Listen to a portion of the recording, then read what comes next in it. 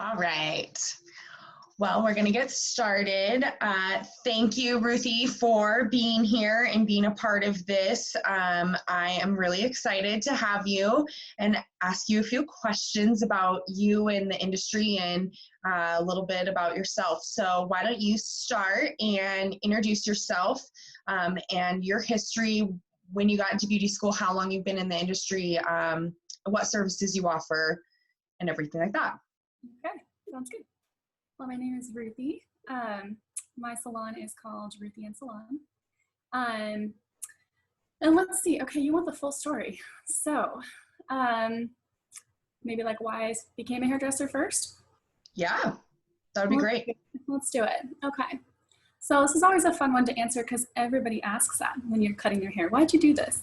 And I would say I always knew that I wanted to do this since I was a very little girl. But I was doing other things in my life, like in high school and all of that. I was training horses professionally already from the age of 15 on. And then I was in prerequisites to go into nursing school. So I was doing Running Start. I did the last 2 of my high school years in Running Start at college. And so I just kind of thought that my life was going to look a little bit different. And I've never been so glad that I said no to those things that I knew weren't going to be quite right for me. And I went with what I really wanted to do ever since I was little. And I think girls should know what an amazing career this is because I wasn't told. It was like, become a nurse, become a doctor, become a horse trainer, become whatever, you know what I'm saying? And people are kind of, they're not told that like this industry is so amazing. So yeah, I just decided that, okay, I'm going to quit my prereqs and I'm not going to do it. And yeah. So let's see, I did a bunch of research on schools first. And I decided that I was going to go to a school that wasn't going to make me into their brand of hairstylist. I wasn't going to go to something that was specific because even at that young age of 19, I knew eventually I wanted to work for myself and that was going to be the goal. So I didn't know that I was going to get there as quick as I have. I definitely thought this was going to be like years and years down the road. But I went to school even in the beginning with that in mind. So yeah, I think I love my job more than I ever thought that I would have, and I love my life because of it. So yeah. So what services do you offer? Tell me a little bit about your salon and how that kind of came about. So I offer a full range of cutting and coloring services for men and women, but my salon is a little bit more geared towards women. I specialize in blonde hair and in color correcting. So I do a lot of very natural looking hair, bringing people back to a natural look when they've kind of strayed away from that, and doing a lot of lightening services. So those are kind of my specialties, but that doesn't mean that I don't do all colors of hair or all different kinds of hair cuts and colors and all of that. And then I don't do men, I absolutely do. And it kind of became that way and morphed into that when I myself have tried out each of the hair colors as we hairdressers do. I didn't really originally plan to be a blonde stylist or anything like that, but once I became blonde, everyone said, oh, I want that. And so you start doing that and all of a sudden it becomes your life and it's been amazing. What was your next question about how I started my salon? Yeah, how did you start your salon? Yep. So I guess we'll have to go back a little bit farther. From my work history. So when I got out of beauty school, I knew that I could just start working, but I knew that that probably wasn't the smartest way to go about it. Just because in the real world, when you're styling hair, there's so much more that you're going to need to know than they're possibly able to teach you in beauty school. We need to learn for our whole careers. So as soon as I got out, I turned down 2 offers of just being a full-time stylist with salons so that I could get an internship with a master stylist. And that was probably the best thing that I've done for my career other than being my own suite owner. Because I feel like it put me years ahead of where I would have been by myself. It put me in such a better position. I didn't have to like make some of the mistakes that I would have failed through on my own, you know, if I didn't have someone teaching me. And I'm talking specifically about like the craft and about how to do a consultation and those kinds of things, the very basic parts of our job. Just having Right. someone stand there and say like, okay, no, I wouldn't do this, I would do this. And that was really helpful. So I worked under the master stylist for 6 months, and then I was able to start taking some of my own clients on the side 1 day a week while I still shadowed her. And then they gave me 2 days. And then by a year, I was on my own, and I was building a clientele, and it was all going really good. And then, so I was 23, and I went through my divorce. And that really, I mean, nothing will change your life more. And I realized that the salon environment that I was in was not very understanding or very supportive of what I was going through and what was happening. And I ended up getting fired from my first job after a year because I wasn't talking to the girls in the break room, and I wasn't like being part of their team and whatnot, because I was really sad, but they didn't really get that.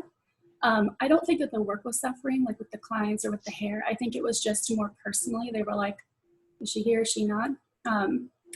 So that was a huge blow. I mean, that was like, I was like alone for like the first time ever. And that's when I decided, like, it was kind of one of those situations where it was like a battle of bravery. Like, okay, what you have always wanted to do, like your dream is like necessary now. Like you could go into another salon, but like, where is that going to get you? That's not where you want to be. So it was this like, oh, I don't feel ready, but I'm going to go ahead and jump and do it. So I did. And so I just took my savings, and it doesn't cost a ton to start up your salon suite business. I mean, it does cost some money, but I took that. I didn't take out any business loans or anything like that. And I moved into our old place, and I just bought what I needed, and I started completely on my own, just knowing what I knew from building business at the salon. And I would say it was scary, but at the same time, what I would tell someone now who wants to do it is that it's so possible. It's so much more doable than you think that it is. And I'm so glad I actually got kind of like shoved into that. Otherwise, I'm not sure like what it takes to kind of decide to make that huge jump. Right. So for me, I was actually kind of lucky that I kind of got like kicked off the ledge. Like, okay, well, you're just going to either sink or swim, you know, you're going to fly or you're not. And so that was so good for me. So yeah, that's how it started. I like that you said battle of the bravery, right? Let's talk about the mindset that takes to really take that leap, right? You said you weren't ready necessarily, but you got shoved into it. And there are times in life where that needs to happen, or that just happens over and over and over, and that we call as fate, right? So let's talk about the mindset that you had going through that time of going through your divorce, opening up this new business, and your experience having your very first suite. Mm-hmm. Yeah. Well, I think, you know, that old saying, like, you don't know how strong you are until being strong is your only choice, is very true. And so I just kind of embraced it wholeheartedly. I knew it was going to be tough, and I knew it was going to be scary, but I had to just say, okay, no, even if it is those things, you're still going to go forward. And when you're starting a business or when you're being an entrepreneur, forward motion is so important. And you're not going to feel ready. You're not going to know what you're doing. You're going to have to gain that information, that wisdom, and that knowledge as you step.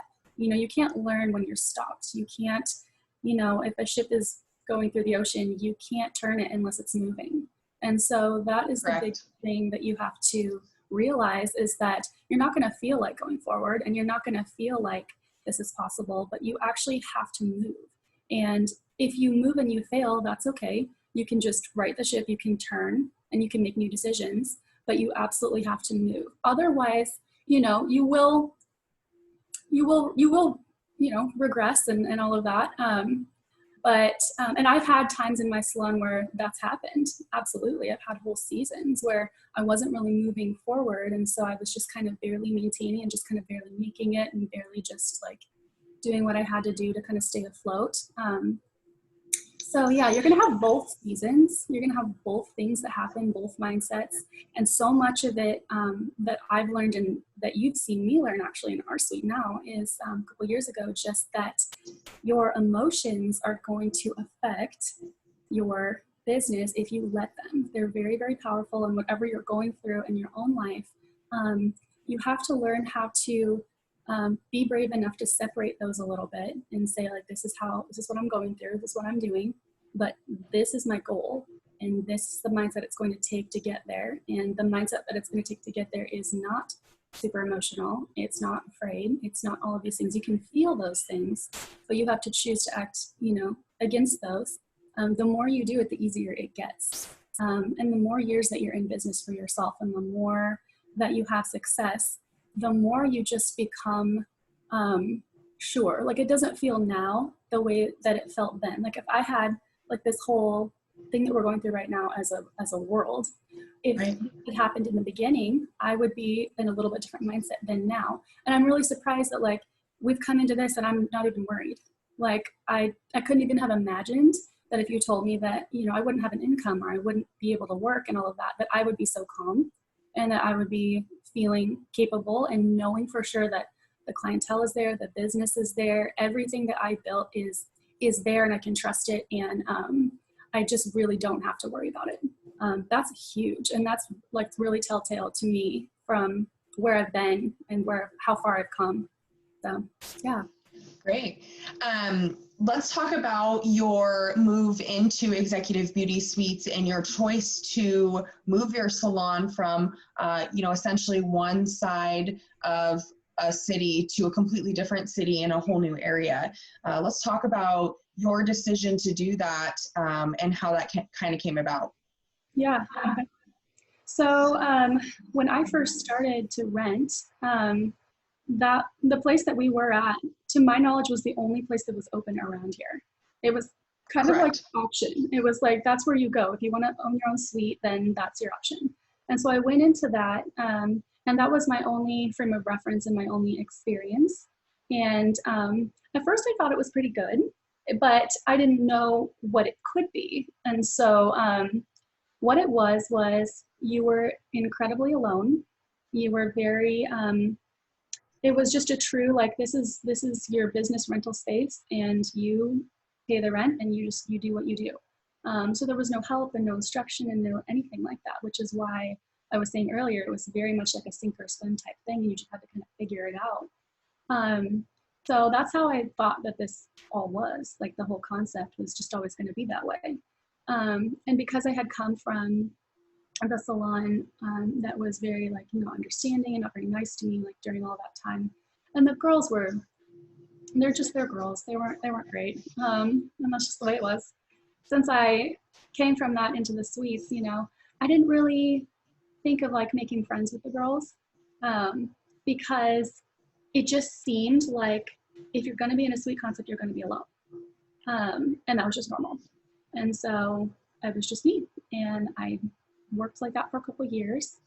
And then you and I started getting to know each other, and I came into your room when I got kicked out illegally of my other suite, my suite room, which I didn't know. That's a whole other topic about knowing what is in contracts, and being taught those kinds of things, to read them and to know what you're signing and all of that. So yeah, I actually got kind of unfairly given the boot from the room that I was co-leasing, because the person that was there ahead of me got preferential treatment. We had signed an equal contract, but that was that. She wanted the room and she got it, and that was okay with me. It was fine, because it led me to where I am now, which is another huge blessing. So I came into your room and we started working side by side, and I started, like, hearing about how you were doing your business and how your approach was very team oriented, and it was very education based, and it was very, like, you kind of took me under your wing. And I wasn't expecting that at all. I was like, oh my gosh, like, I didn't even necessarily sign up for this, and here we are. Because I didn't know that it was out there. And so, yeah, we worked together for how many years in that suite? 1, 2? Yeah, it was about 18 months together. Yeah, okay. And then you were making this whole new business. And I will not lie, when I thought about moving my salon to, like, another city, I was like, is this going to be worth it? Is this crazy? Because you don't know if your clients are going to drive. And I hadn't really at that point experienced, like, what we're experiencing now. So there was still a large amount of fear, and there was still a big amount of like, just not knowing, because I didn't have necessarily the coaching. I had you as a mentor, but you are still figuring out even like, how are we going to do this? Like, how are we going to coach people? Like, how it's going to look like all these different things. And so it was like the very, very beginning of that. But I knew that like you, again, it was one of those like bravery decisions where it was like, okay, it doesn't matter if it looks scary, and it doesn't matter if you don't really know what's going to go on or what's going to happen. If you know that you can follow that person, and you know that the integrity is there, you know that the opportunity is there, then everything else will fall into place. It's something that you can work with, and it's definitely something that you should not let go. You shouldn't you don't pass up opportunities, right? Especially not when you're entrepreneurial. People who start their own suites are going to have some measure of entrepreneurial spirit in them, and they're going to recognize certain opportunities that it just kind of pulls at you, and you're like, I think I should do that. Those are the ones that you should do, even if it's scary. So yeah, absolutely. So you started, opening up and doing all these amazing things, and I'm so glad that I was there, and I'm so glad that I was there from the start to kind of see like the progression of everything. I'll say that when I moved, my business did not suffer at all. It didn't take a hit. If anything, it only grew. And I think that's because my confidence was growing and my skill was growing the entire time. Each time you make a big personal move like this, each time that you step out of your comfort zone and do something that's greater than what you've been doing before, you kind of level up in life, and people are going to see that and feel that. And I think hairstylists are in a very unique, almost like a powerful influence position in people's lives, and people see that and they want to be with you. They want to be part of what you're doing. And so if anything, I think it wasn't anything specifically that I was doing incredibly different in my business. It was that I was personally growing, and that translates right into your words and your actions and just how you are in ways sometimes that you can't quite explain, but people understand it. Like, people feel it, and they want to be with you. So I think even if anything, there was more referrals that started coming in and more business. And then the biggest breakthrough of like my business life was when I moved out of your suite, because when we came here, we were in our suite together, and I did everything on my own. And again, that was really scary, right? It's double the cost. It's, your own everything. You've got to buy your own stuff. You've got to start over again because you're going to be doing something for yourself. But I knew that I needed to do that for me, and I needed more space, and I needed to be able to have, to just kind of fly on my own now. And so that was amazing, because it gave me that extra, like everything I'd learned until then, that extra boost and that extra confidence and all of that. It was like, okay, I'm going to actually apply all of these things that I have now and this momentum that I have. I'm going to put it into something that's mine. And it just exploded. I mean, 2019 was like the best year I've ever had in my salon. And I am so proud and so grateful, because that came about through a lot of little personal choices, and then a lot of being willing to be coached, and then a lot of being around the right people, right? Being around you, and being around Josh, and being around the girls that have come into our suite since then. So it's been so good. And by the way, I like our building better. We have a better building. We have vaulted ceilings. We have natural light. We have better, everything is better. And I didn't know that when I first made this choice, right? When I first saw it, it was just completely torn apart. So it wasn't, it was definitely not something that I could like visualize. It's just one of those belief system things that, like I said earlier, if you know that it's right, you're going to want to take that leap, and that's what you should do. Right. You did absolutely see it when it was, all construction and in shambles. And, even at that point in time, we didn't know what it was going to look like, right? Like, we didn't know I still hadn't picked out the flooring. I didn't know what paint we were going to do. Paint colors? You hadn't even picked a color for the company, I don't think, or maybe you had, but no. I hadn't. Yeah. And so it was new and raw, but I think I love that part about being an entrepreneur, because every company starts this way, right? Every company, every great company, every company just in general starts with not quite knowing and having a vision that expands and expands and expands, and it becomes this beautiful thing, but it has to be started. So you have to get over that. It's got a start phase. It just does. And I just say that the rewards and the benefits of sticking with something like that, and sticking through your first few years in a sweet concept or being an owner where it's hard or where it's scary, the reward is so far above and beyond your fear in the beginning. And so I guess I would say nothing could be more worth it than to stick with it and to continue to grow. And another thing is that each new level of your business, I guess I kind of touched on this earlier, but it's going to require like a new version of yourself. And honestly, if you keep personally growing through that whole time, your business will grow with you. It can't not, right? Those two things are married together. So if you're getting better and you're growing in any area of your life, it can't help but translate into your business and into every area of your life, your relationships, your money management, your time management, all of those things. So yeah, I feel like we're in a really good place to grow here. Go ahead. Yeah, no, I was going to ask you, what sets, executive apart from another salon suite company, and what would you tell a beauty professional that's interested in coming and being a part of our team and starting a business, whether they have either booth rented before or they're coming from a commission-based salon? Yeah, okay. So I would say that you are going to need a coach. You have to have a coach and a mentor. And I think in this industry specifically, because it's completely unique to any other industry in the world, that probably the most valuable thing you could have is a coach and a mentor who works behind the chair, right? Who is in your industry, so you.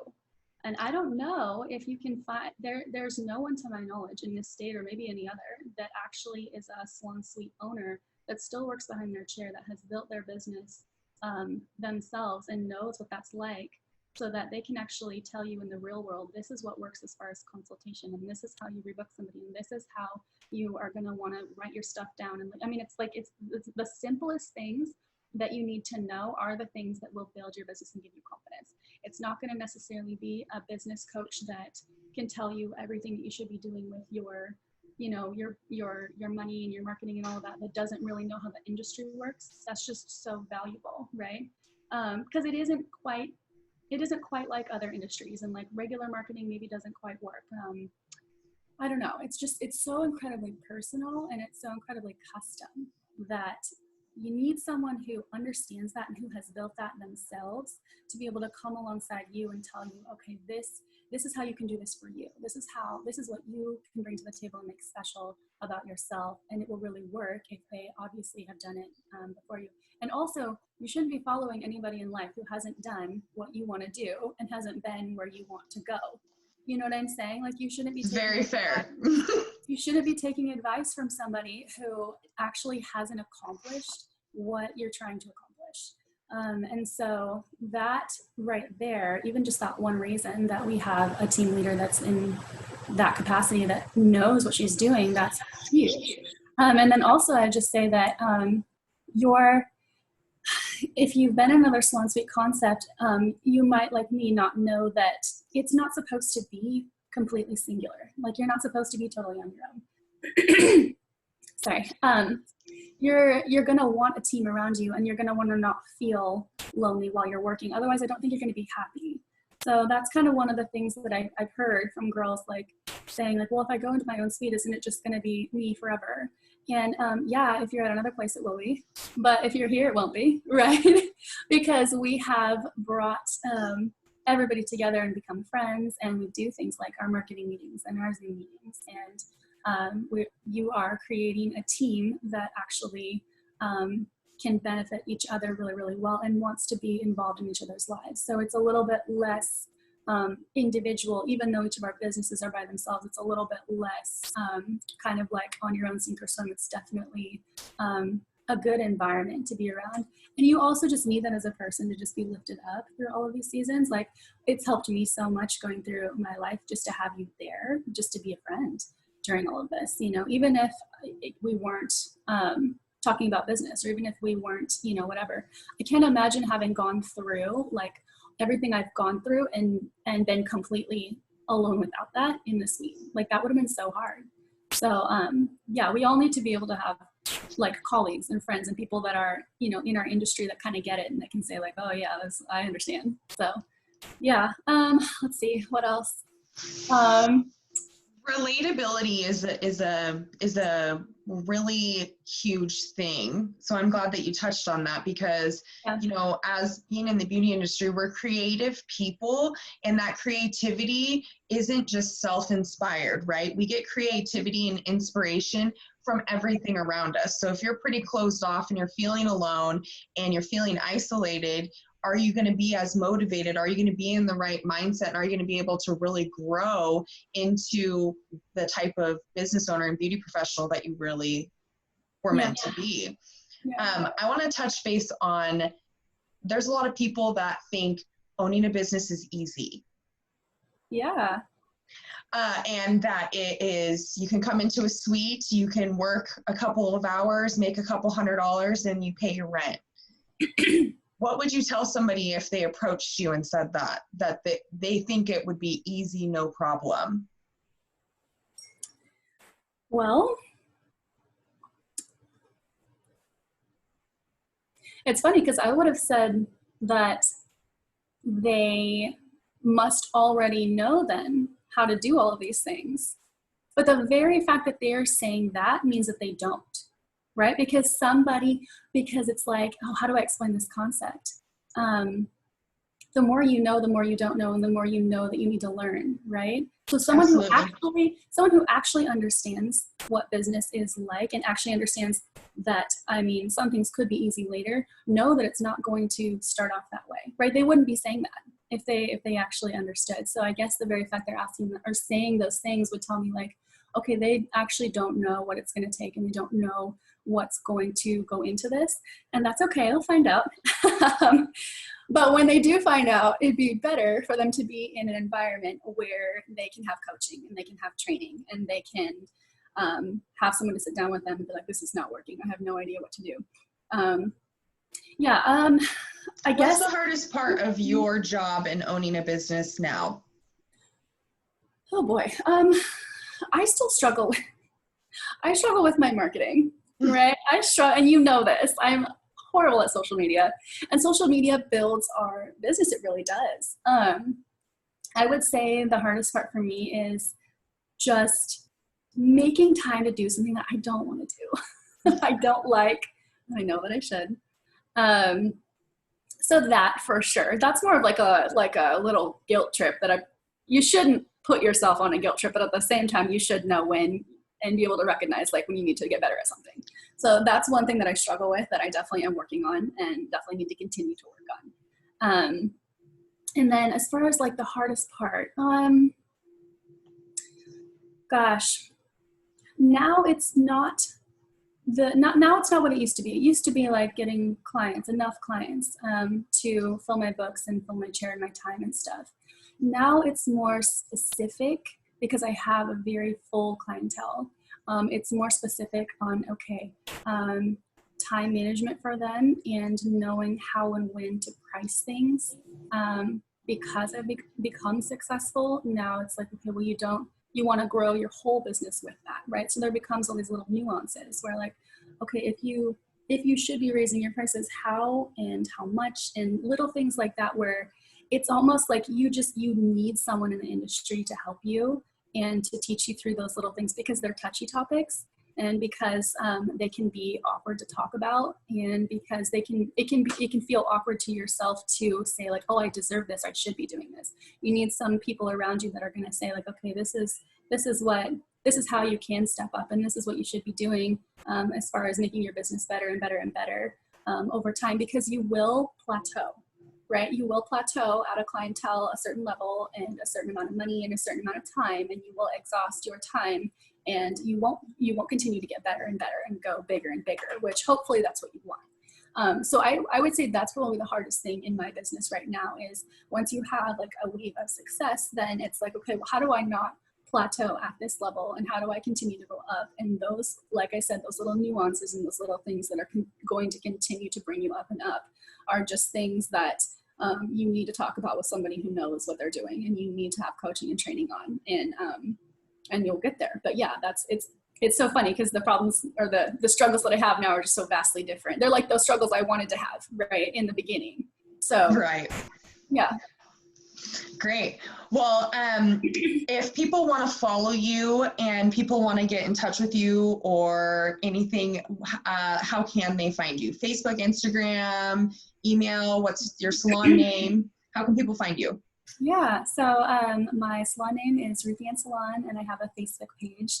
You can like that page or message me through that page. My cell phone number is on there as well. You can always text me or call me. That's completely fine. And then I do have an email. It's ruthiestockwell@gmail.com. And I do a couple almost like longer email consultations that way. If someone wants to really like write out and talk out what they want to do, that's a good option. I have a personal Instagram, and I don't have a business Instagram quite yet. But once I get that up and running, I will let you all know. Great. And last question, what can people come and expect from you as soon as we're able to reopen our salons and able to go back to work? What can they expect from Ruthie and Ruthie and Salon? Yeah. Okay, so first thing is that I want everyone to know that I have their back and that they can feel very comfortable with me in the suite, and knowing that I have a ton of training, all stylists do, on sanitation and health and how to keep you safe.